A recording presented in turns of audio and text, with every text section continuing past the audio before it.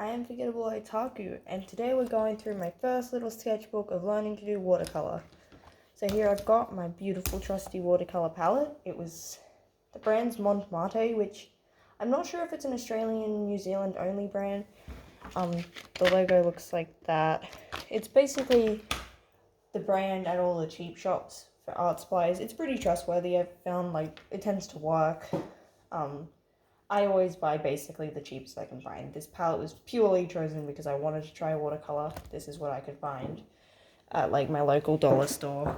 I do know that you can buy watercolor cakes and little squidgy paint things, but I just got this because this is what was available.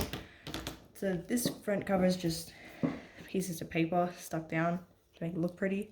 But yes, this was started on February of 2024, so most of them are dated except for towards the middle, but I did date the last page, so I know when I started and when I finished. So this was the 13th of the 2nd, 2024.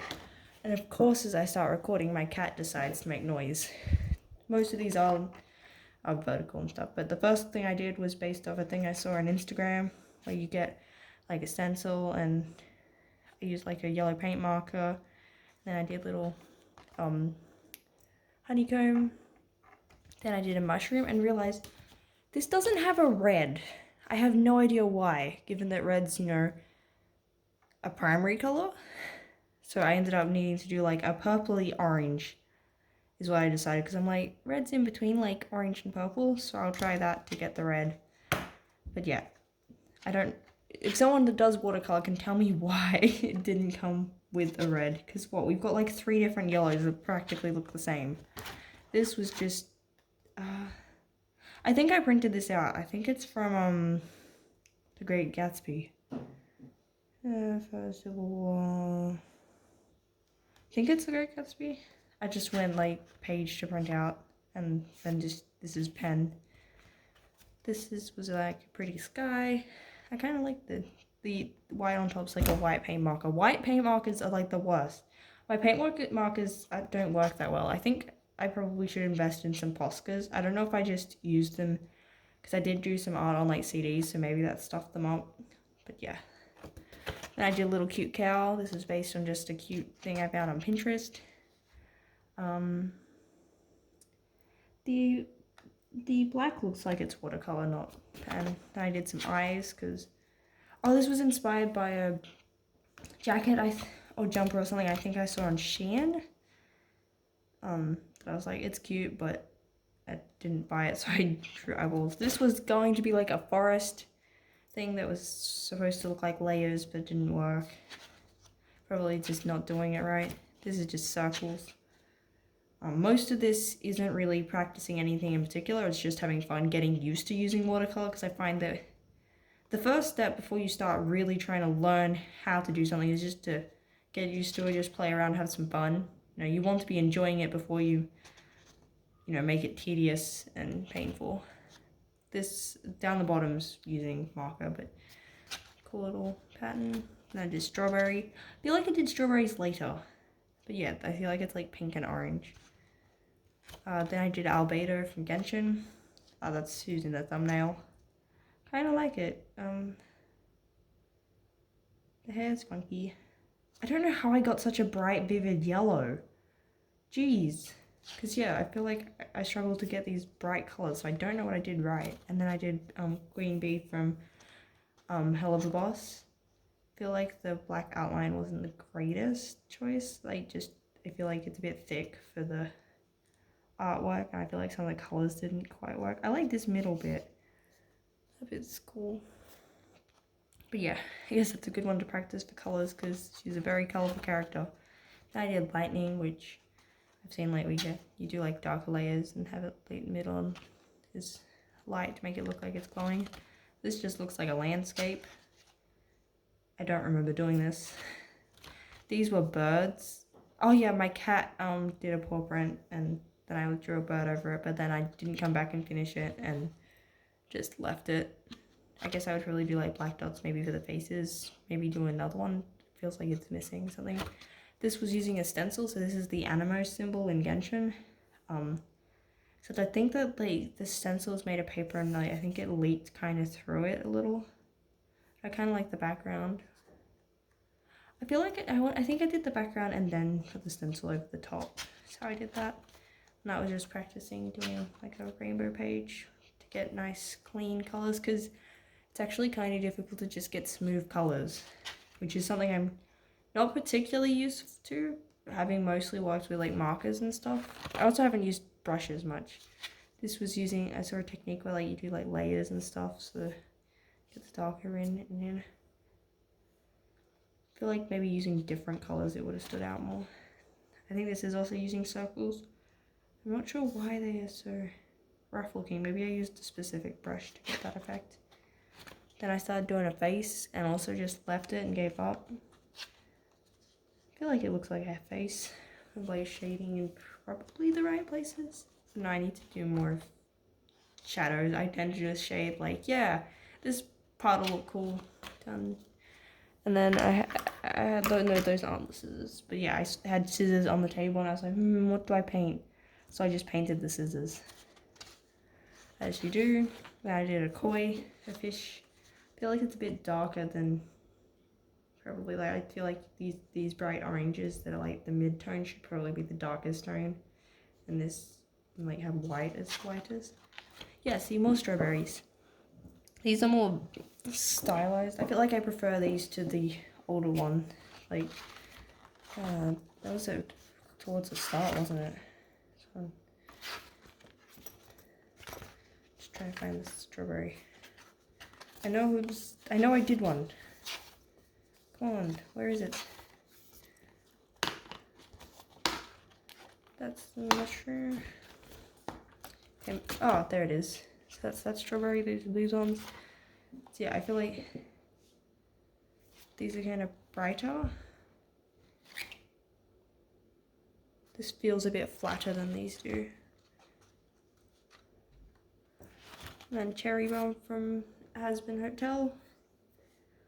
The outline's pretty light. I didn't use black. It looks like I used like a pink and then went over it with blue. Kind of like the green background. Kind of helps it stand out, but I feel like the colors aren't quite vibrant enough. Oh, this was a failed thing I did for one of the Manga May practices. And I was like, oh yeah. Like, I didn't have a pencil to draw it out first. And I was like, oh yeah, I'm not very good at watercolor yet. Then I did this. I don't know how this smudge thing happened. I feel like maybe the cat got it on or something. Yeah. I drew a waffle. Like, I went and grabbed a waffle out of the cupboard and did it. I'm not 100% happy. It was also meant to look like the background's a plate, but that didn't quite work. I have another rainbow thing, but like with layers overlapping with the colors, which kind of looks cool. I kind of like the colors that were created by layering two colors, more so than the colors on their own. Then I did a tree, because you know, most of this was done also just like dabbing I've got it over here. Yeah. Just went going with a rolled up paper towel. And then like around the edges, I got the brush to neaten it out. And then I think I've got one more page. And then we did, there's a lot of Has-Been and Hell of a Boss characters. You can tell what my recent interest has been. But I guess they are also kind of simple and get bigger spaces than a lot of anime characters. But this is Stolas. I made the coat pink instead of usual white, so I can actually color it in and stuff. I feel like he would own a pink coat. Kind of using like purples and blues to give sort of a spacey look. There's certain characters that you sometimes look at them and like you don't notice until you go to draw them that there's this weird sort of grey color that you have no idea exactly what it is. A lot of the Danganronpa characters, particularly V3, have the issue where they're like these unsaturated colors you can't figure out what it is. And he kind of fell into that, but I went with the more blue. So yeah, I feel like it's hard to tell how much I sort of improved because I kind of wasn't drawing similar things. I feel like maybe I should have done another one of the beehives at the end, but I kind of wanted to do, you know, a character thing, something cool to end it with. Yeah, so that was done on the 21st of the 4th, and then I started on the 13th of the 2nd. So about 2.5 months of doing it pretty casually. I'm not sure how many pages were in it, but yeah, that's me getting started with watercolor. I feel like next sketchbook I would actually start focusing on techniques and learning how to, do good. This was just, having some fun, but I hope you enjoyed. I don't have a lot to say. I don't really have many tips and tricks yet because I'm still learning myself. I would say to be careful with some of your lighter ones because I'm not used to paint and stuff, and having to get water and replace it and stuff. So I feel like I have messed up some of these lighter ones by having my water have some of these darker pigments in them. Also, having the patience between letting things dry, that is something I'm getting used to because technically I guess markers don't instantly dry, but you don't have to let it sit there and do it in layers. You can sort of just go, okay, I'm drawing this bit, I'll do this bit, I'll come back to this. So that's something else to get used to as well. And also I did do for Manga May, which you'll see it when the relevant day comes up, but I did do one of the days in watercolor, trying to use what I've learned from this. The paper definitely helps. I specifically bought a watercolor sketchbook, and yeah, definitely can recommend. Usually I just use normal paper for things and don't particularly pay mind to it, but it feels like for watercolor it really does actually matter. So I guess that's a tip I can give. And yeah, layers. It usually looks better and brighter when you've done a few layers compared to just one. And also just be careful of it smudging because you've got too much water on the page. I feel like I have more issues with the bigger brushes having too much water compared to the smaller ones. And also, when you put the water in, just dab it in a bit longer than you think you need to, just to actually get enough color on your brush. But yeah, I think that's all I've got. So thanks so much for watching. And I guess if there's anything you want me to see, want me to try a different medium maybe. Nothing too expensive, of course. If I can buy a basic set, for $10 maybe, $20 if it's a bit more fancy.